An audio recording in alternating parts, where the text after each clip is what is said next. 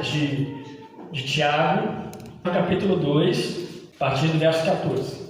Tiago 2, 14 em diante, deixa aberto.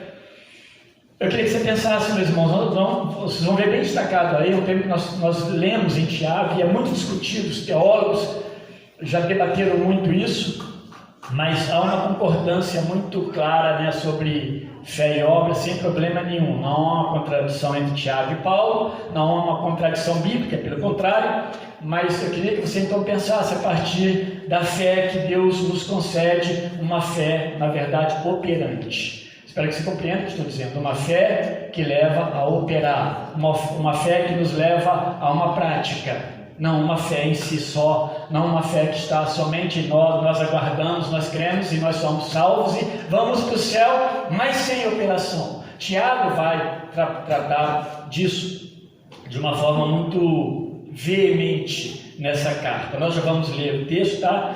Quero apenas introduzir, lembrando quem é Tiago. Tiago é esse meio-irmão de Jesus. Por que a gente fala meio-irmão de Jesus, né?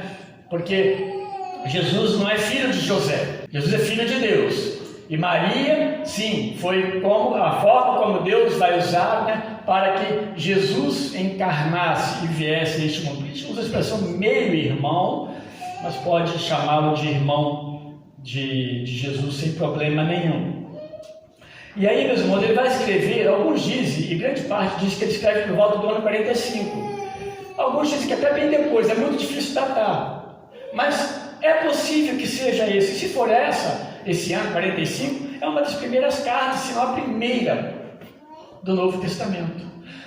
Então é possível você imaginar a forma como Tiago escreve. Tiago, ele escreve com bastante conceito e palavras judaicas, né, do judaísmo. Ele usa muito essas palavras, mas Tiago também escreve num tempo em que as grandes doutrinas, as teologias, não estavam sistematizadas por Paulo. Paulo depois ele vai sistematizar isso. Claro, Jesus deixa no Evangelho as doutrinas sistematizadas, mas Paulo vai destrinchar. Paulo vai pegar a ressurreição e vai tratar da ressurreição de uma forma muito clara. Bom, Tiago, não é esse o propósito de Tiago.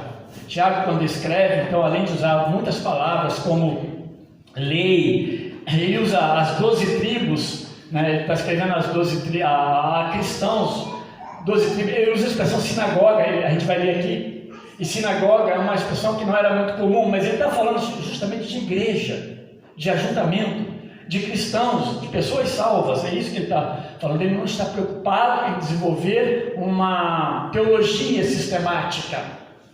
Mas Tiago quer chamar a atenção daquela igreja, daqueles irmãos, a aprender a viver confiados no Senhor Jesus Cristo, de uma forma prática. E aí, meus irmãos, a gente vai perceber quanto Tiago está sendo direto a nós como igreja, a mim como cristão. Fé falada não tem sentido, guarde bem isso. Fé é apenas dita, fé é apenas mostrada por uma frequência, por algumas ações que na verdade não demonstra uma transformação interior. Ela é morta, ela não tem sentido, e Tiago vai bater isso de uma forma bem pesada. Bom, não tem como você ler esse texto de Tiago falando de fé e obras sem você fazer algumas perguntas. O que é ter fé em Deus? Quem tem fé em Deus? Como saber se a minha fé em Deus ela é verdadeira ou ela é falsa? Ela é viva ou ela é morta? Porque é disso que Tiago está, para esse lugar que ele está apontando. Meus irmãos, meu desejo é que Deus nos confronte, assim como os estudos que nós recebemos no EBD, com as pregações que é trazida aqui através do púlpito. Que Deus nos confronte, de forma que nós nos incomodemos, nós reflitamos sobre a nossa conduta, a nossa vida, a nossa fé cristã, tá? Diz aí então a partir do verso 14, vamos até o 26, diz assim: meus irmãos, qual é o proveito se alguém disser que tem fé, mas não tiver obras? Pode acaso semelhante fé salvá-lo? Se o irmão ou irmã estiverem carecidos de roupa e necessitados do alimento cotidiano, E qualquer dentre vós lhes disser: ide em paz, aquecei-vos e fartai-vos, sem contudo lhes dar o necessário para o corpo, qual é o proveito disso? Assim também a fé, se não tiver obras por si só, está morta. Mas alguém dirá: tu tens fé e eu tenho obras, mostra-me essa tua fé sem as obras, e eu com as obras te mostrarei a minha fé. Crês tu que Deus é um só? Fazes bem, até os demônios creem e tremem. Queres, pois, ficar certo, ó homem insensato, de que a fé sem as obras é inoperante? Não foi por obras que Abraão, o nosso pai, foi justificado, quando ofereceu sobre o altar o próprio filho Isaque? Vês como a fé operava juntamente com as suas obras. Com efeito, foi pelas obras que a fé se consumou. E se cumpriu a escritura, a qual diz: ora, Abraão creu em Deus, e isso lhe foi imputado para a justiça, e foi chamado amigo de Deus. Verificais que uma pessoa é justificada por obras e não por fé somente. De igual modo, não foi também justificada por obras a meretriz Raabe, quando ela acolheu os emissários e os fez partir por outro caminho? Porque assim como o corpo sem espírito é morto, assim também a fé sem obras é morta. Ele faz 2 vezes essa expressão. O verso 14 começa: de que adianta, meus irmãos? Está fazendo uma pergunta. Alguém dizer que tem fé se não tem obras? Acaso essa fé pode salvá-lo? Salvá-lo aqui é uma expressão de fato de reconciliação com Deus, de alguém que é salvo da condenação do pecado, do domínio do mal ou do maligno, e é trazido para o convívio com Deus. Pode essa fé que não produz obras ter salvado essa pessoa de fato? O que Tiago está ensinando para nós? Vamos lá, vamos botar algumas coisas aqui para a gente pensar, e à medida que a gente for discorrendo, a gente vai percebendo o que Tiago quer nos transmitir. Tiago, aqui nesse texto, meus irmãos, a partir desse verso 14, ele não está se opondo à fé como único meio, na verdade, de salvação, tá? A salvação é pela fé, nós vamos ver um pouco disso. Ele não está acrescentando obras à fé como uma necessidade para você ser salvo, tá? Esse tem um ponto que você precisa compreender, isso é importante. Agora, deixa eu só lembrar, antes de a gente discorrer mais, que a igreja primitiva, ela aprendeu, ela cresceu e ela entendeu que de fato a salvação é pela fé. Por outro lado, a fé que aquela igreja primitiva demonstra, você lê nas cartas, você lê em Atos, era uma fé o quê? Operante. Uma fé que movia os cristãos dentre o povo, dentre toda a comunidade, ao ponto das comunidades elas se assombrarem com a vida cristã, como os cristãos viviam. Lá em Atos 6 é um bom exemplo para isso. Mas quando a gente pensa nessas questões de obras como meio de salvação, isso é perigoso. E isso não aconteceu na igreja primitiva e nem na igreja pós-primitiva, mas logo na sequência, lá por volta do século 6, já se começou a impor penitências às pessoas por causa dos seus pecados.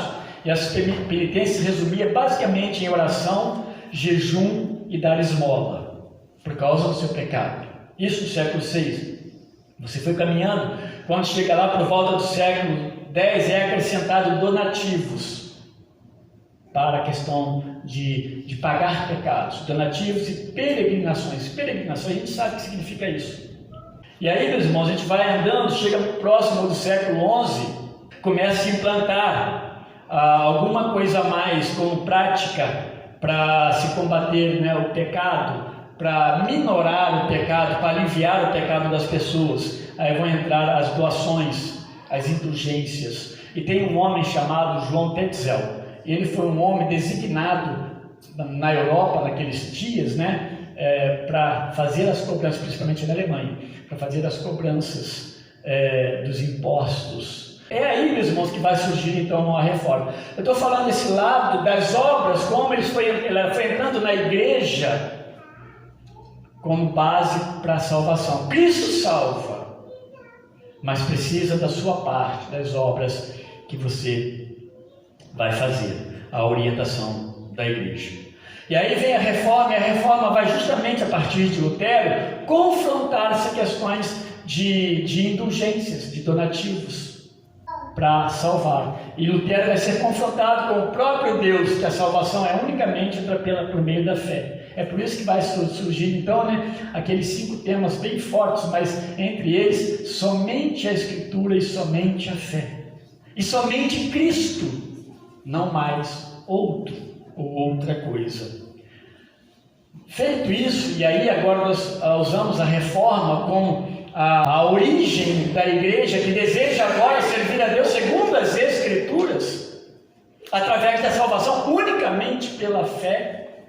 Ali por volta de 1543, pós-reforma, a igreja romana, ela convoca mais um concílio, e agora um concílio que dura 20 anos, e esse concílio, eles reafirmam as suas crenças, seus dogmas, e por último eles reafirmam a salvação pelas obras. Então vocês percebem que isso é uma realidade, e que é muito fácil nós como cristãos olharmos para o que nós fazemos como acréscimo, como mérito diante de Deus.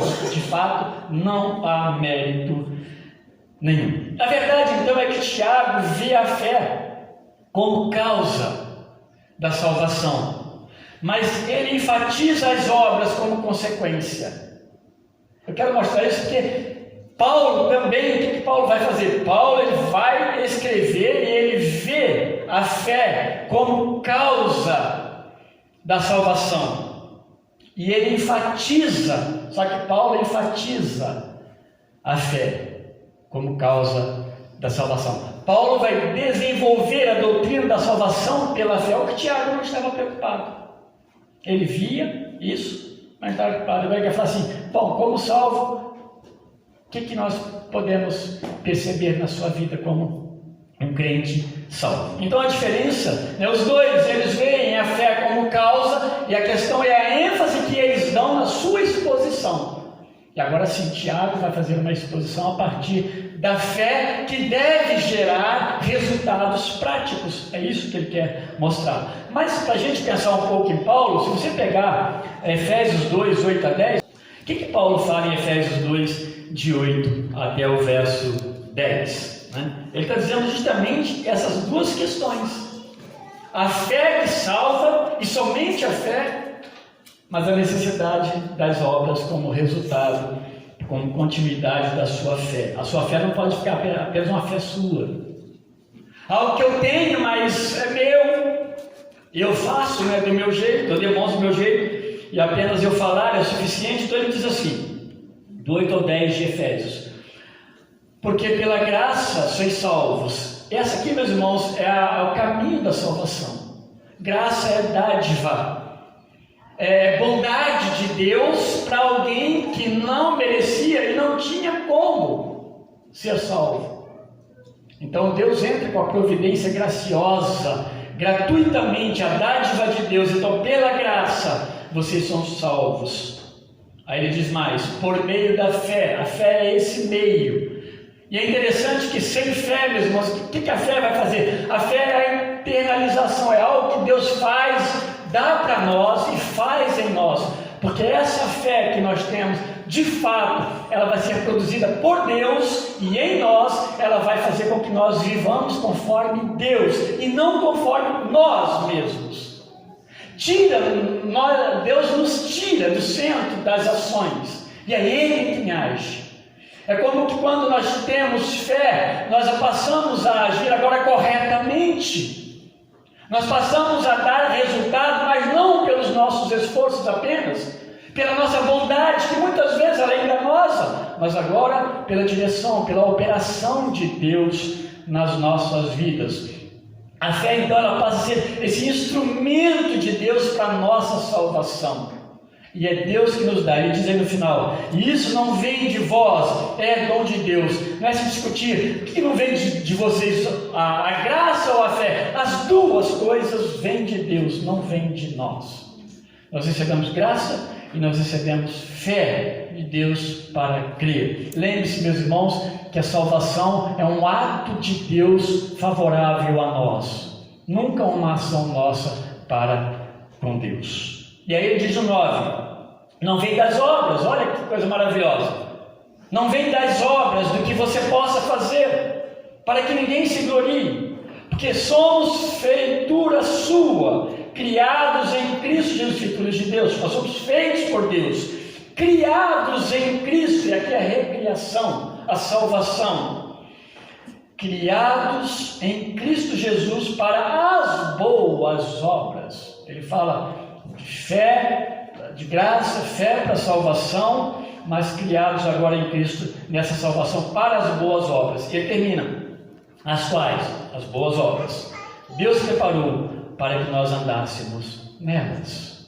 Tiago agora, meus irmãos, está desenvolvendo isso aqui, essa questão da obra. Nós, como salvos por Deus, como nós respondemos diante de Deus essa nossa fé. É interessante que tanto fé e obras aparecem nesse texto tão pequeno de Tiago 23 vezes, 11 e 12. Um aparece 11 vezes, outro aparece 12 vezes. Então a fé que Tiago está falando é esse produto de uma ação de Deus em nós. Deus age em nós e Deus nos dá fé para crer, para que nós não apenas pela graça e nós escolhamos como nós vamos crer em Deus, e nós sem fé nós íamos chegar diante de Deus: eu criei em Deus, eu criei, né? Não, Deus nos deu fé para crer. Até disso nós precisávamos. É uma fé que nos permite crer em Cristo e crer nas promessas de Deus, olhar para a Bíblia e não ver que é um livro distante de nós.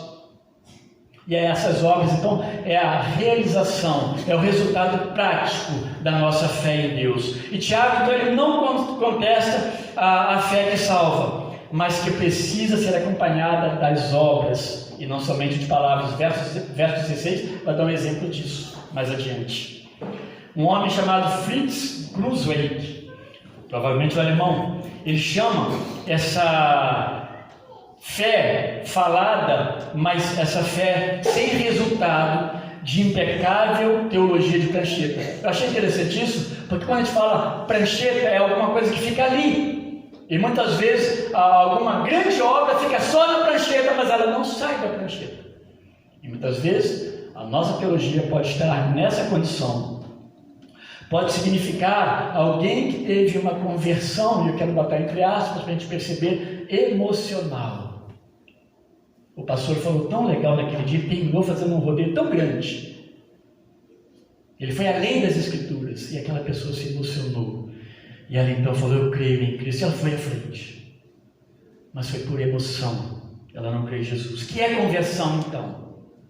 Já que ele está falando de fé, obras, coisas sinceras do nosso coração. Conversão, então, é quando nós percebemos através das Escrituras Sagradas, ela mostra para nós, pela ação do Espírito, que nós somos pecadores, que nós caímos da graça de Deus. E essa Escritura mostra, então, que nós estamos condenados. A Bíblia fala disso. Mas, meus irmãos, a Bíblia diz também que o Espírito Santo de Deus age em nós por meio do conhecimento da palavra, da instrução da palavra. Ele age em nós e ele nos convence do pecado, da justiça e do juízo de Deus. Está lá em João.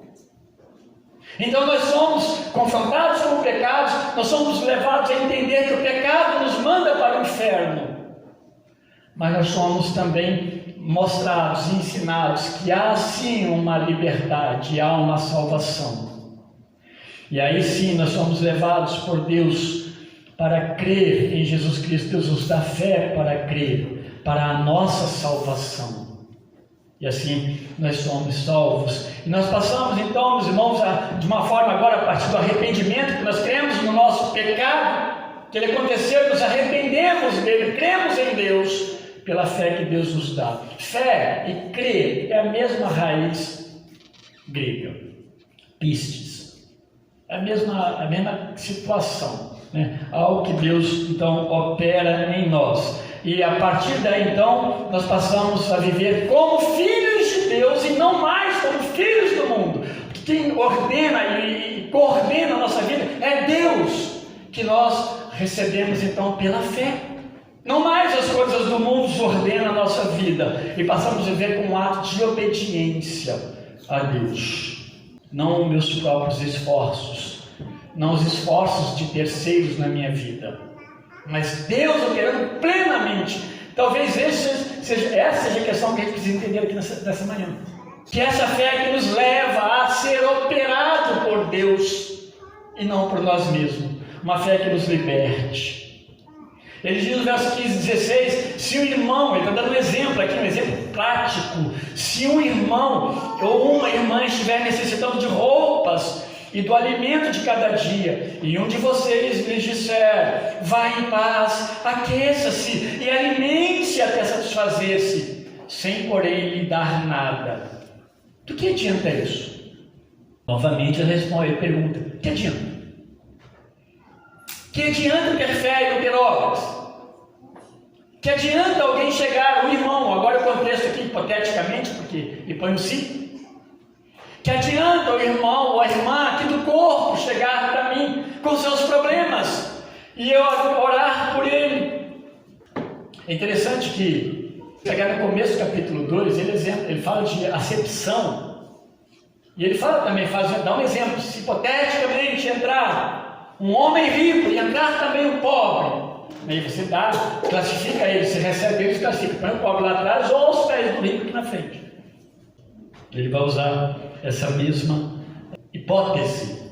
Só que lá, a ideia ali atrás, a ideia era de visitantes, pessoas de fora, mas agora ele está falando irmão ou irmã, é dentro do corpo. É a igreja dos salvos olhando para si, olhando para as suas necessidades, envolvida com a sua vida comum. Agora, também, meus irmãos, uma ideia, Tiago está trabalhando, não pode nem parecer, né? Mas Tiago deixa claro que ele está tratando com a igreja e culto, desde o capítulo 1. Uma ideia de ajuntamento. E aqui, a palavra sinagoga, que os irmãos depois verem no contexto, ou a gente já mais adiante, é importante, porque a ideia é essa, está dentro da igreja, um ajuntamento, uma reunião dos irmãos.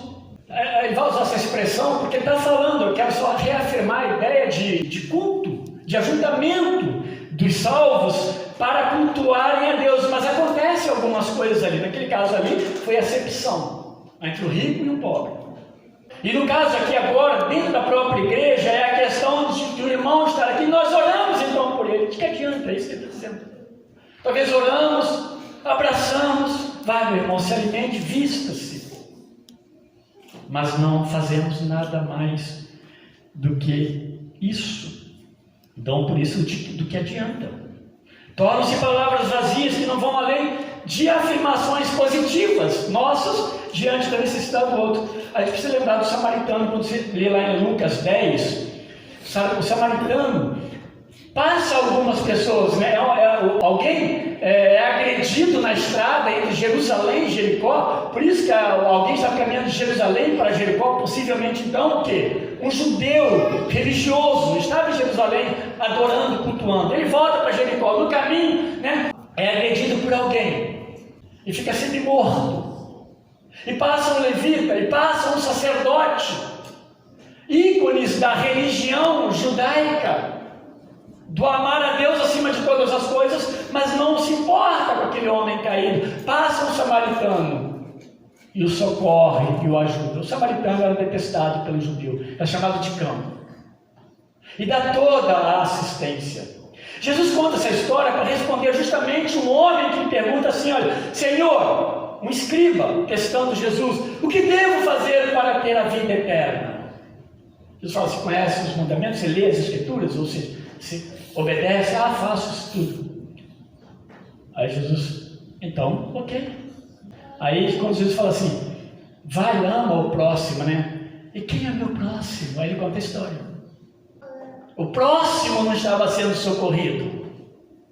Isso descumpria a própria lei de Deus. Isso de fato não é amor, não é uma fé viva, uma fé eficaz. Ele vai terminar dizendo lá em Lucas: vá e faça o mesmo que o samaritano fez. Quem foi o próximo daquele homem? Foi o samaritano. Se a gente pudesse perguntar quem exercitou a fé de fato, quem teve fé? O samaritano. Então a religiosidade era perigosa.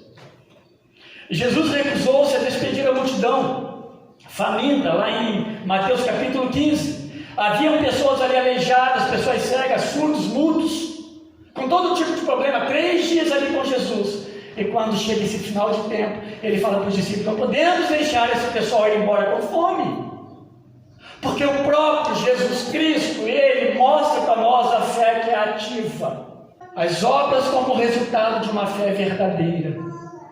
E ele dá alimento, ele multiplica pães e peixes e alimenta aquele povo. Atos 6, eu acabei de falar agora há pouco. A igreja, ela se moveu por causa de Deus, por causa do Espírito de Deus.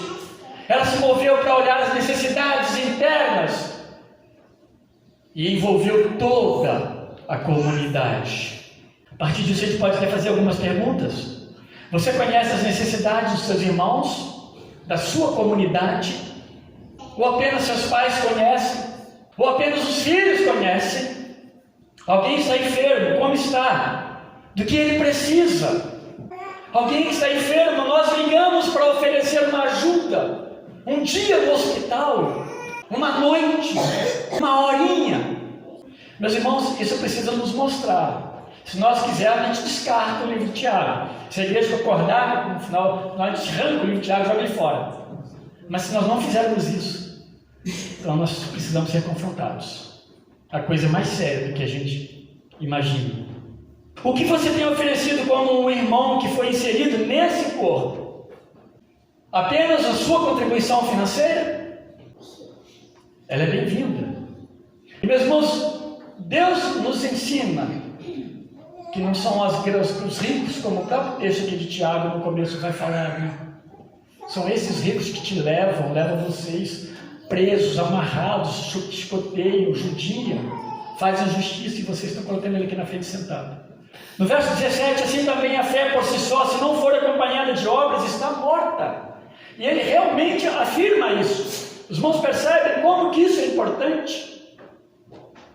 Fé por si só. É a fé que você criou. É a fé que não foi recebida de Deus, porque a fé recebida de Deus nos transforma e nos faz ser e desejar ser como Deus. A fé que vem de Deus nos leva de volta para Deus. Não nos isola, não nos mantém longe. Os reformadores, sabiamente, eles diziam que somente a fé salva, mas a fé que está só não salva. A fé salva, mas sozinha não salva, ela não demonstra obra, ela não tem nada, não acontece nada. E deixa eu falar uma coisa aqui, meus irmãos, aqui não são obras que você faz para enaltecer a sua vida cristã. Também não tem valor. É algo produzido por Deus em nós. Deus produz isso. Passa a ser até natural. E essa fé morta é a ideia de cadáver, né? Uma fé incapaz de responder qualquer tipo de impulso. Por isso que as pessoas chegavam e falavam: olha, eu estou aqui, eu estou precisando de roupa e de comida. Vai com Deus, Deus te abençoe. Vamos orar aqui juntos? E nós, meus irmãos, precisamos ser participativos. Primeiramente nos domésticos da fé, mas depois olhar ao nosso redor. As nossas cestas aqui na igreja precisam estar cheias. Não adianta uma igreja rica, mas sem fé. Eu estou falando como pastor, ou um dos pastores da igreja.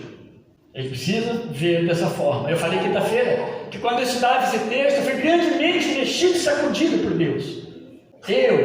E não foi pensando na igreja, foi pensando em mim como pastor, como homem, que um dia disse para Deus que o amava. E a ideia aqui, meus irmãos, dessa inoperância. Alguém que professa Cristo, mas não possui no seu coração de fato. E agora eu quero lembrar, meus irmãos, uma das práticas do Novo Testamento, eu citei Atos 6, quero lembrar de novo, pode estar todos, Atos 4, Atos 2, que uma das práticas, meus irmãos, clara no Novo Testamento, na igreja primitiva, era uns aos outros. É o movimento da fé. entre os cristãos. 18 até o 20 ele diz: mas alguém dirá, você tem fé, eu tenho obras. É como se Tiago estivesse falando, eu respondo: mostre-me a sua fé sem obras, e eu lhe mostrarei a minha fé pelas obras. E ele diz mais: você crê que existe um só Deus? Muito bem, até mesmo os demônios creem e tremem.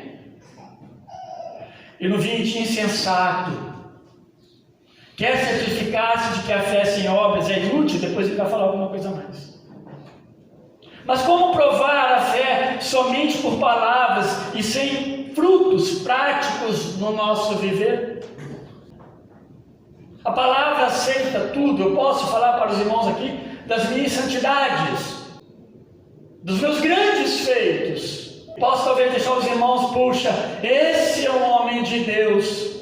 Não é verdade? Mateus, meus irmãos, eu não vou ler, mas Mateus capítulo 7, lá no Sermão do Monte, Tiago se vale muito das palavras de Jesus, porque por um período tentaram desassociar Tiago das principais doutrinas bíblicas, mas Tiago se vale do Sermão do Monte o tempo todo. Palavras de Jesus Cristo. Mas, eu estou pensando em Tiago 7, 17 e 21, que lá fala justamente da árvore, que ele está falando dos falsos profetas, ele está falando dos falsos profetas, ele vai falar da árvore boa, que dá bom fruto, mas de uma árvore ruim que dá mau fruto. Mas você vai conhecê-las através de quê? Olhando para os frutos. A árvore dá fruto. Essa é a ideia que deve prevalecer. Dar fruto é natural. Então, para nós cristãos, dar frutos da nossa fé é uma forma de nós, de fato, mostrarmos, ou não é uma forma de mostrar para a nossa vanglória, mas nós mostrarmos resultados práticos da nossa fé em Deus. A fé naquele que nos chamou a tão grande salvação. Temos direito à eternidade, mas nos isolamos, ficamos aquém, ficamos só, nos retiramos. Nós nos servimos da igreja quando nós bem desejamos. Então, os frutos. O fruto ele vai denunciar o cristão falso, pode ser o cristão falso. Paulo vai usar essas expressões, né? Algumas expressões assim. Mas ele vai denunciar também o servo de Deus verdadeiro, o que evidencia uma fé verdadeira através de seus frutos que são observáveis. As obras, então, denunciam nossa fé. Crês tu que há um só Deus? Tiago, meus irmãos, possivelmente estava tendo em mente aqui aquelas palavras lá de Deuteronômio 6, o Shema. Ouve, ó Israel, há um só Deus, não há outro Deus. E eles falavam isso, meus irmãos, eles se orgulhavam de repetir isso como a sua fé monoteísta no único Deus. Isso é orgulho para eles, como povo de Deus, e eles se isolaram nisso. Nós temos Deus e nós declaramos nossa fé unicamente nele, não naqueles outros. Mas desprezaram de fato o serviço a Deus, a obediência. Porque o verso 21 dos capítulo 7 vai falar disso. Nós vamos recitá-lo aqui. Mas Jesus vira para os seus discípulos, ele vai dizer então assim, nesse verso 21. Nem todo que me diz Senhor, Senhor, entrará no reino dos céus, mas aquele que faz a vontade de meu Pai que está nos céus. Há alguém professando uma fé que não é genuína, há alguém que está falando Senhor, Senhor, mas não tem uma fé, não é salvo. Precisamos ser confrontados com isso. Isso a gente chama de ortodoxia, sem obediência a Deus. Ortodoxia, meus irmãos, ela aponta a ideia de apontar para uma doutrina que é correta a ser seguida, a ser obedecida. Por isso que orto é reto, orto é certo, e doxa é crença ou fé. Ortodoxia é uma crença certa. Por isso que é uma ortodoxia sem obediência. O que adianta isso, uma ortodoxia sem obediência? E essa ortodoxia, então, por si só, ela não adianta se ela é destituída de uma obediência a Deus. Porque a obediência a Deus, então, essa fé que nos leva a servir a Deus, que muda-nos por dentro, leva a uma prática, não tem como. Tiago, então, vai chegar ao extremo de falar que o diabo é ortodoxo. O diabo, ele é ortodoxo. ele fez uma das maiores afirmações. Talvez ele tenha feito primeiro que Pedro, porque está lá em Marcos 1, Pedro vai fazer lá Mateus capítulo 16. Pedro vai dizer para Deus: tu és o Cristo, o Filho do Deus vivo. Que coisa maravilhosa. Mas o diabo diz lá em Marcos 1:24: que temos nós contigo, Jesus Nazareno, bem sei que és o Santo de Deus. Mas ele diz no meio: vieste destruir-nos? Bem sei que és o Santo de Deus. Joel Bick, Steve Lawson, falando sobre essa ortodoxia dos demônios, ou seja, eles também têm ortodoxia.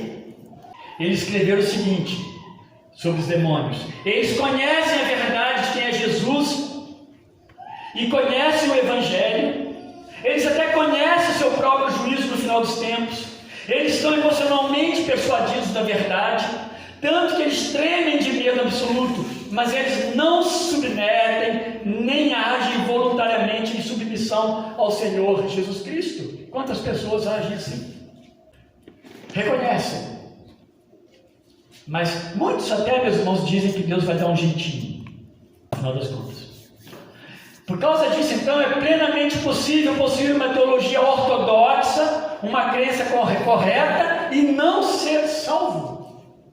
Frequentar a igreja 40, 50, 60 anos e não ser salvo. Aproveitando novamente Joel Bick e Steve Lawson, eles dão um exemplo de como pode ser também essa pessoa. Falou do demônio, essa pessoa de crença correta, mas cuja fé é inativa, improdutiva.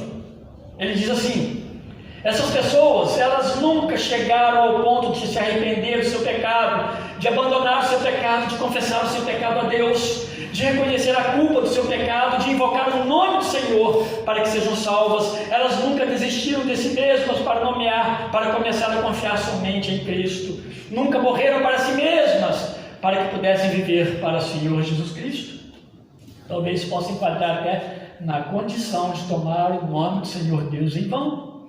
Por isso que Tiago chama de insensato no verso 20. E vai levar então para as Escrituras, que fala assim no verso 21.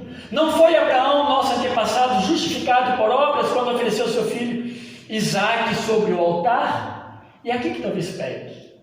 Aqui que Lutero, se mexeu lá nas suas noites de sono, lá, se virava na cama, ia para a igreja pregar e agora deparava com esse negócio. O que eu faço com Tiago? Lutero, de certa forma, naquele princípio, ele deu até uma descartada na carta de Tiago, para deixar um pouco de lado. Depois dizem que ele voltou e fez um reconhecimento público do valor da carta.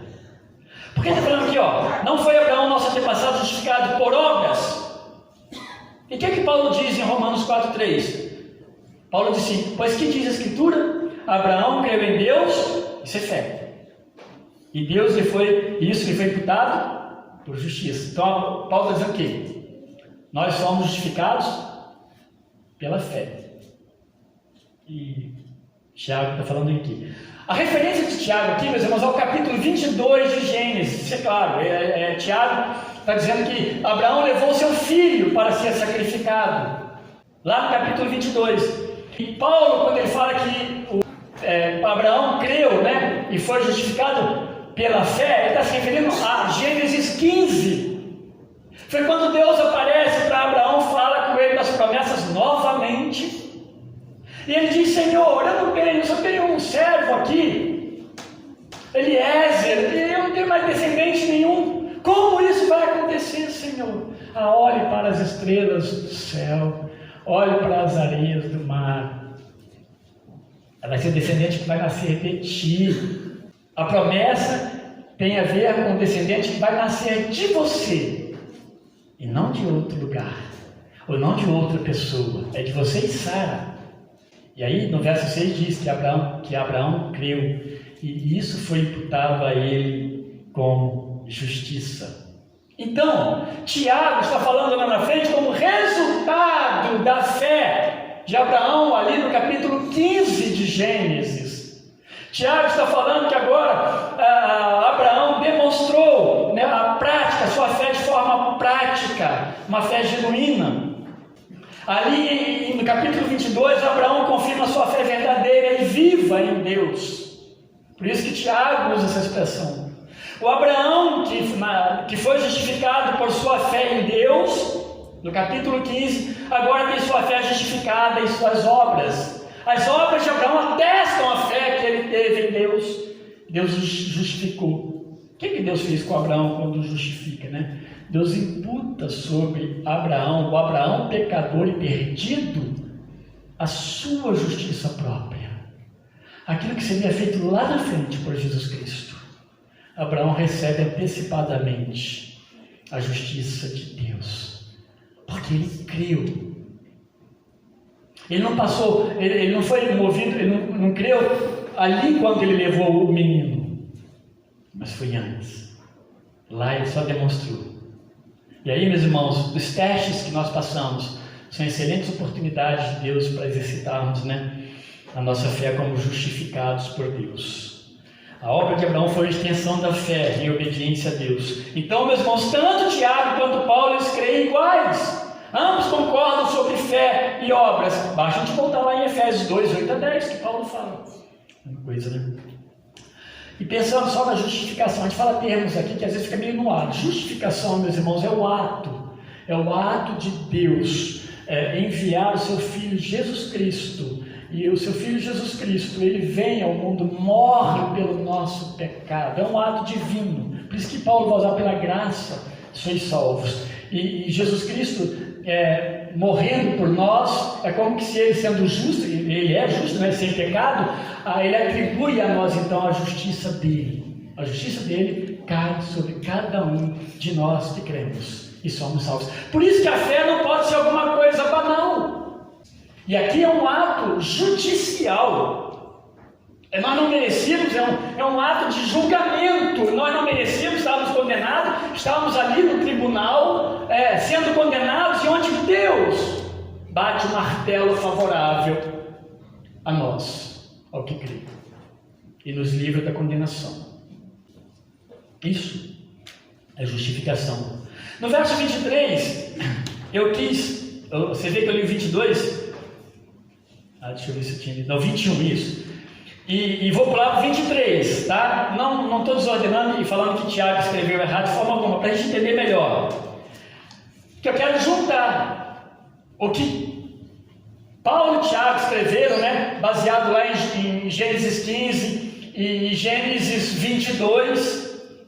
E agora, no verso 23, justamente Tiago está concordando com Paulo, que o Paulo diz com relação a justificação de Abraão lá no capítulo 15 de Gênesis. Porque o próprio Tiago diz: cumpriu-se assim a escritura que diz, Abraão creu em Deus. Ele está falando as mesmas palavras que está lá em 15:6 de Gênesis. Abraão creu em Deus e isso lhe foi acreditado como justiça. Não pode haver mais dúvida. E ele foi chamado amigo de Deus. Então, meus irmãos, se alguém de falar que, olha, as obras são importantes, sem obras também não. Olha aqui, olha o que Tiago fala, a gente precisa compreender, né, o que Tiago de fato está querendo dizer para todos nós. Tiago, ele vai então aqui, no seu texto, falar, ele não está preocupado em desenvolver a salvação e a justificação, mas tem tudo a ver com ela. Só que Tiago, crendo que o homem é salvo por meio da fé, mas demonstra isso em forma de obras, Tiago está dando um passo à frente do que ele queria falar. Ele quer falar da igreja operante, do crente operante, do crente que a sua fé é uma fé operacional, ela é trabalhadora, ela é produtiva, não inativa, não morta, não cadavérica, não escondida. Tiago está fazendo isso. Lá em Hebreus 11:8 diz assim: pela fé, Abraão, quando chamado, obedeceu. Percebe a ligação? Fé, obediência e trabalho. Abraão obedeceu quando chamado, a fim de ir para um lugar que devia receber como herança, e partiu sem saber onde ia. Agora eu quero voltar ao verso 22, para a gente, que eu tinha pulado ele, que está tranquilo na sequência aqui. Você pode ver que tanto a fé como as suas obras estavam atuando juntas. No verso 22. E a fé foi aperfeiçoada pelas obras. A ideia de aperfeiçoada, outras traduções pode vir aí, é que é o amadurecimento da fé. Quanto que a nossa fé amadurece? É na prática da vida cristã, é no operar de Deus em nós. É primeiro pela transformação, é pelo nosso arrependimento, por crer em Jesus, por ser salvo, somos transformados, justificados. E agora nós passamos a ter uma fé operante. Por isso que não concorda com o pecado. Por isso que o pecado não é nada bom, não é agradável. Por tudo isso. Porque o Espírito de Deus está operando em nós. Por isso que o crente, quando ele começa a criar uma metodologia de cristianismo, está errado. Quando ele acha que isso é bom para mim, não importa o que os outros pensem, o que a igreja pensa, ele está se isolando do corpo, ele não é do corpo. Por isso que a igreja precisa ser cada vez mais séria e sincera na sua profissão de fé. Daqueles que estão entrando para este corpo. Porque muitas vezes nós queremos criar um grande número em que Deus está dizendo não. Parece que Deus insiste conosco que a gente é desobediente. Não é assim que funciona. Então, meus irmãos, sempre as provas elas vão amadurecer a nossa fé, elas vão trabalhar juntas, elas vão se unir, mas de forma que nas obras a fé é amadurecida. Tiago vai falar isso lá no capítulo 1, no verso 2, no verso 3, no verso 25, sobre essa questão desse amadurecimento, desse desenvolvimento. Aí no verso 24, praticamente nós estamos chegando no final, vejam que uma pessoa é justificada por obras e não apenas somente, ou somente pela fé. Então, parece que Tiago então quer bater martelo, né? Esse aqui é outro texto que Lutero deve ter pegado e falou assim, não tem jeito não. Vou chamar a epístola de Tiago de epístola de palha mesmo. Mas, meus irmãos, não é isso. Ele está dizendo de fato que essa justificação não tem sentido. Você falar de justificação pela fé se as suas obras não batem. Se essa fé sua é morta. Estou sabendo disso. É como que se aquilo que nós lemos antes, nós somos justificados pela fé, mas as obras justificam a nossa fé. Isso é legal, interessante, tem tudo a ver com isso aqui. Então, ele está dizendo justamente isso, não apenas pela fé, por quê? Porque sem esse resultado não tem sentido. Na verdade, não há fé. É isso que ele está dizendo. Ele não está contradizendo que uma pessoa precisa de obras, ou precisa completamente, ou precisa meia, ou precisa um pouquinho de obras. Não, de forma alguma. A fé é suficiente. Mas se você não tem obras produto dessa fé, essa fé sua, de alguma forma, está equivocada. E precisa arrepender e falar com Deus, para que Deus trabalhe sua vida. Aí ela vai dar o exemplo da Raabe. Eu não quero diminuir o texto de Raabe, mas não vou passar muito por ele, que ele fala da mesma forma. Ela foi justificada pelas obras, como resultado final. Ela creu, quando ela ouviu que o Deus dos judeus, dos israelitas naqueles dias, havia feito tudo o que fez, ela ficou assombrada. E quando eles falaram com ela falou assim, sim, eu concordo com vocês. Não foi feito nada naquela hora. Ela poderia ter falado assim, não acredito nisso. Isso é uma conversa. Não, ela falou, podem, eu vou preparar tudo, vou recebê-los. Porque o grande Deus está vindo aí. Então ela age com fé. É nesse sentido. E ele termina o verso 26 dizendo que assim como o corpo sem espírito está morto, que é espírito de vida, está morto, e a gente sabe muito bem o que significa isso. A fé sem obras está morta. Claro, ele é muito apropriado no que ele deseja transmitir para nós. Ele faz uma conclusão muito óbvia. Fé falada, vai meu irmão, se cuida, vai meu amigo. Ou, no WhatsApp eu nem olho as coisas porque eu não quero me envolver.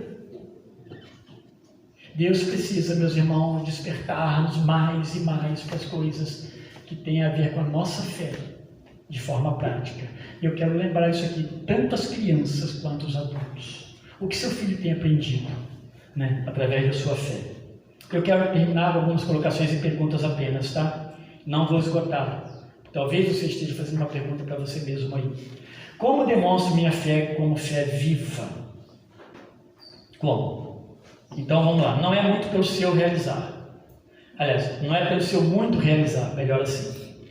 Não é pelos seus esforços pessoais em desejar agradar a Deus, ou pelas suas belas obras. Olha, eu estou falando aqui o contrário, né, em tese, as suas belas obras. Precisa ser produto do coração. Precisa ser produto de uma fé viva que Deus operou na sua vida. Não porque o pastor mandou, mas que você sente isso diante de Deus. Então, como que é? É como um fruto natural do operar do Espírito Santo de Deus na vida de Saulo. Vem de dentro para fora. É conversão, é a partir da conversão. E vem a santificação, e vem o serviço a Deus natural. Então é importante que você olhe para como você vive como cristão, como que você ora como cristão, por quem que você ora, que coisas estão de fato, e onde elas deveriam estar, na parte mais alta da prateleira da sua fé. Quais são as coisas que operam a sua vida e as suas decisões, que te ocupam a sua mente, o seu tempo, seus afazeres? Quais são elas? Deus te transformou, se te transformou, quais são as coisas? Você é obediente, você ouve, ou você ouve mais as pessoas e ouve menos Deus, ou você é gerido pela vida de outras pessoas, ou por você mesmo, e cria uma casca de que Deus gere a sua vida. Isso vale para mim. Você se arrepende de seus pecados e os confessa a Deus sempre. Você vive a fé cristã em sua casa. Você age e reage como um salvo, um servo de Deus. Você conhece seus irmãos em Cristo. Você conhece as suas dificuldades. Você ora, você oferece auxílio, ou você se oferece como auxílio. Quantos você conhece que estão doentes nessa comunidade? Quantos você conhece de fato que estão precisando de alguma coisa?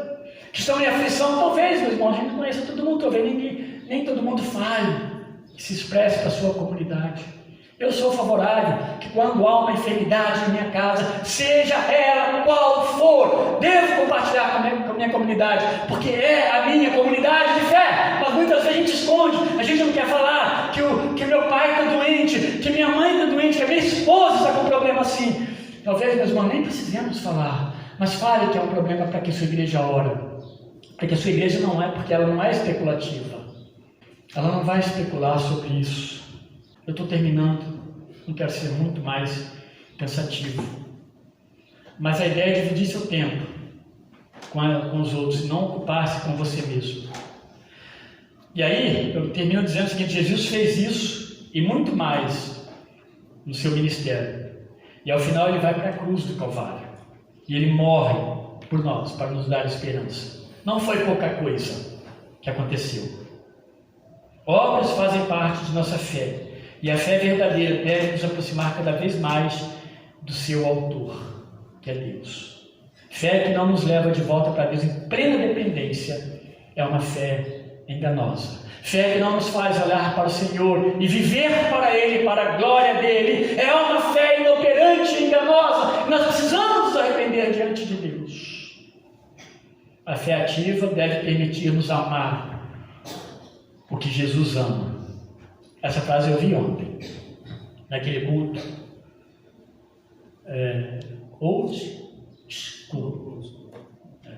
Nós vimos bastante culto. Nós precisamos amar quem Deus ama e odiar quem Deus odeia. Tem muita gente fazendo o contrário. Amando o que Deus odeia e odiando o que Jesus ama. Precisamos ter sincronização com o nosso Deus. Vamos orar.